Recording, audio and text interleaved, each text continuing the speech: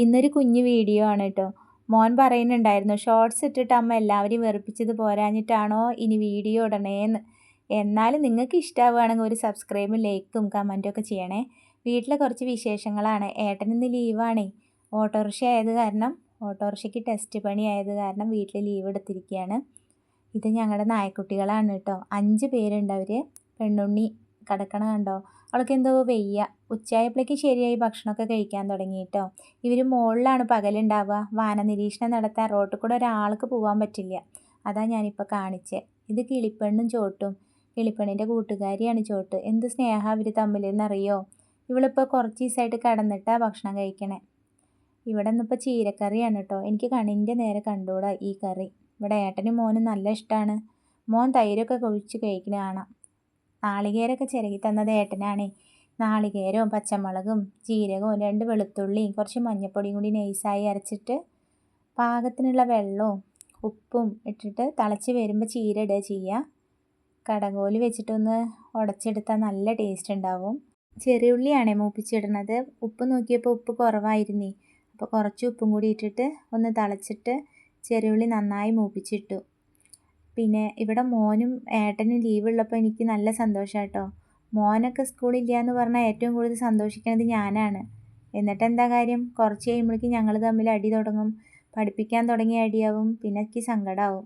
പിന്നെ പുറത്തൊരടുപ്പുണ്ടേ. മഴക്കാലത്ത് അത് ഉപയോഗിക്കില്ല. വേനൽക്കാലമായ പിന്നെ അതിലാണ്.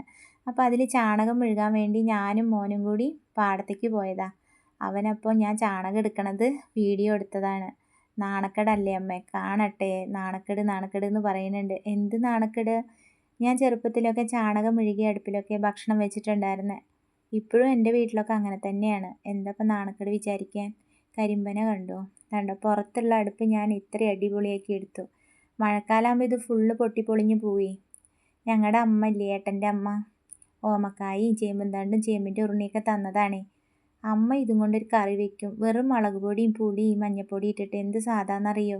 അമ്മ വെക്കണ എല്ലാ കറിയും നല്ല സ്വാദാണ് കേട്ടോ. ഇപ്പം അമ്മ വയ്യാതിരിക്കുകയാണ്. പണ്ടൊക്കെ അമ്മ മുളക് വറുത്ത പുളി വെച്ചാൽ പോലും നല്ല ടേസ്റ്റാണ്. ഇത് വെറുതെ പറയണതല്ല.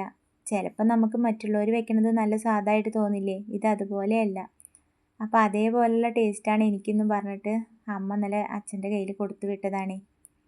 അപ്പോൾ ഇന്ന് അതും കൊണ്ടുള്ള പരീക്ഷണമായിരുന്നു. നല്ല സ്വാദുണ്ടായിരുന്നു. ചേമ്പിൻ്റെ ഉരുണിയും ചേമ്പുംതണ്ടും ഓമക്കായുടെ ഒരു കഷ്ണം കൂടി പാകത്തിനുള്ള ഉപ്പിട്ടിട്ട് പാകത്തിനുള്ള വെള്ളം ഒഴിച്ചിട്ട് നന്നായിട്ട് അടച്ച് വെച്ച് വേവിക്കുക. ഒരു നുള്ളു മഞ്ഞൾപ്പൊടിയും ഒരു നുള്ളു മുളക് പൊടിയും ചീനിമുളകും ഉപ്പും ഇട്ടിട്ട്. എന്നിട്ട് അതിന് ശേഷം ഒരു നുള്ളു പുളി ഒഴിക്കുന്നുണ്ട്. പുളി ഒഴിച്ചിട്ട് ഒരു തുള്ളി വെളിച്ചെണ്ണയും കറിവേപ്പില ഇട്ടിട്ട് നമുക്ക് വാങ്ങി വെക്കാം. നല്ല ടേസ്റ്റ് ഉണ്ടാവും കേട്ടോ. എല്ലാവർക്കും ഇഷ്ടാവുമോ എന്നറിയില്ല. അടുപ്പിൽ വെക്കുമ്പോൾ ഒരു പ്രത്യേക രുചിയും കൂടിയുണ്ട്. ഇത് ചോറിൻ്റെ കൂടെ ഞാനിതാ കഴിച്ചേ. Thank you.